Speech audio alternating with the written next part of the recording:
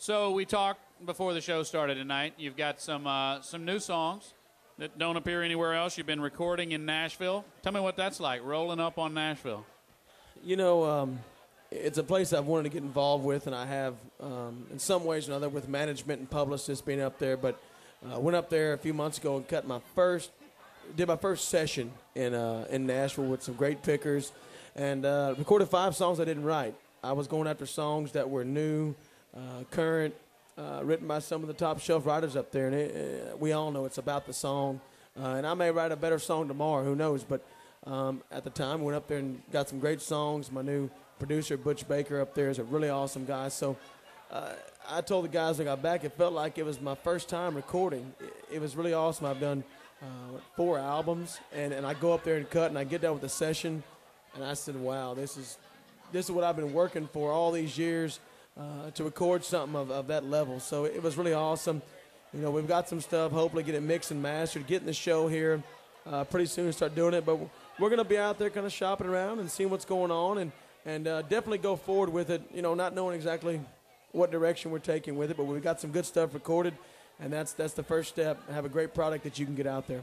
As part of our profile of Texas singer-songwriters, we're talking to Todd Fritsch, based in Fayette County, I guess, yes. Although you're wearing a Grimes County belt buckle.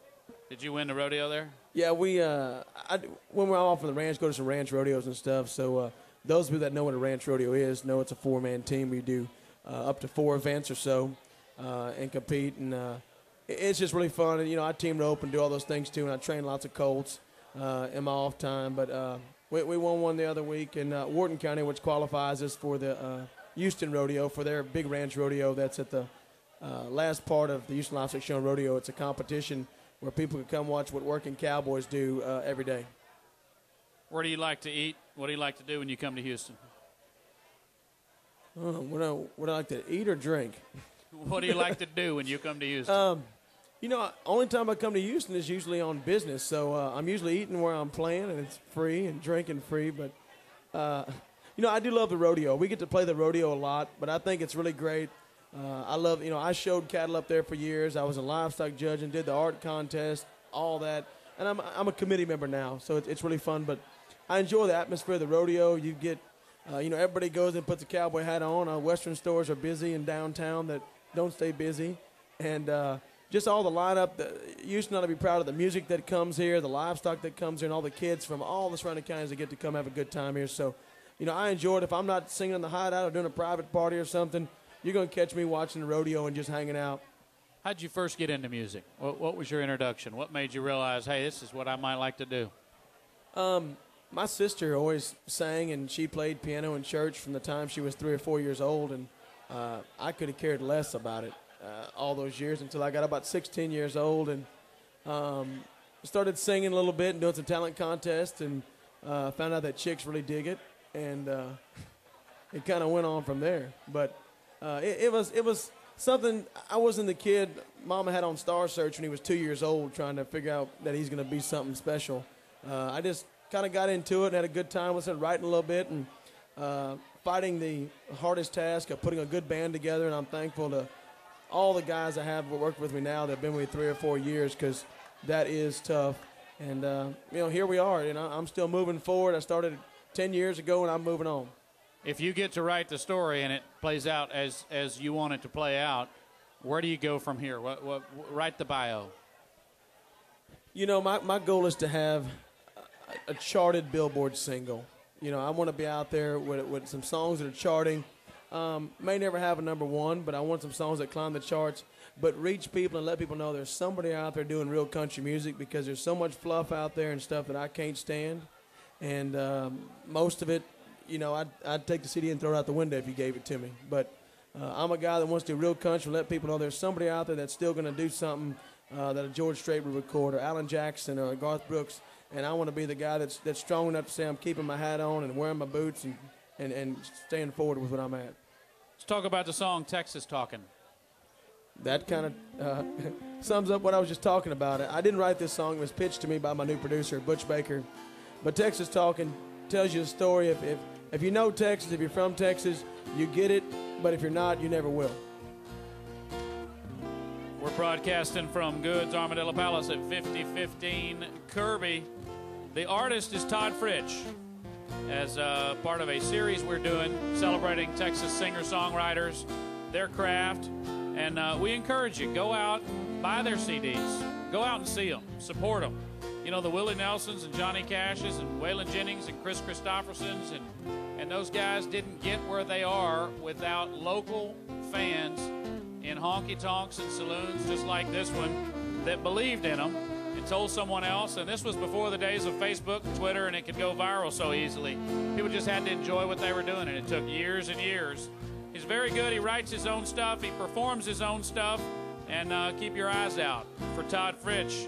Let's end this hour with Texas Talking. Todd Fritsch. Thank you, Michael.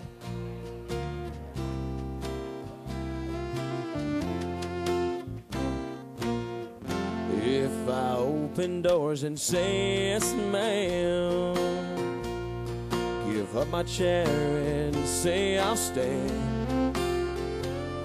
Don't look down on my cowboy boots.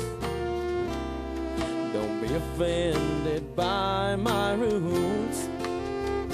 That's just Texas talking way down home. Dallas, Fort Worth, down to San Antonio. That's just Texas talking how I was raised. That's just Texas talking Southern phrase.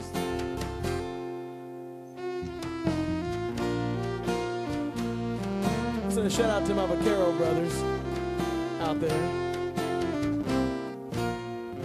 We've got bluer skies and brighter stars, colder beer and wilder bars. And I may talk a little big sometimes, but where I come from things are oversized. And that's just Texas talking way down home. Dallas, Fort Worth, down to San Antonio. That's just Texas talking how I was raised. That's just Texas talking Southern phrase.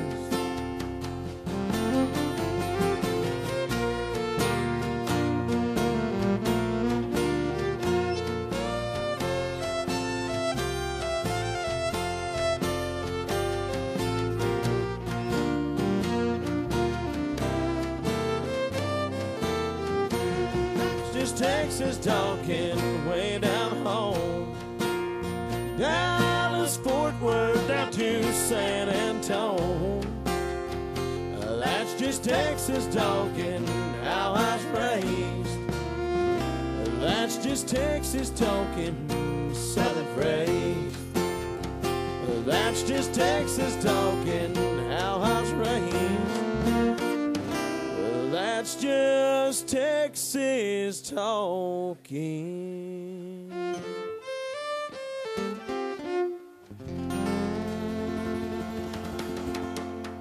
Thank y'all.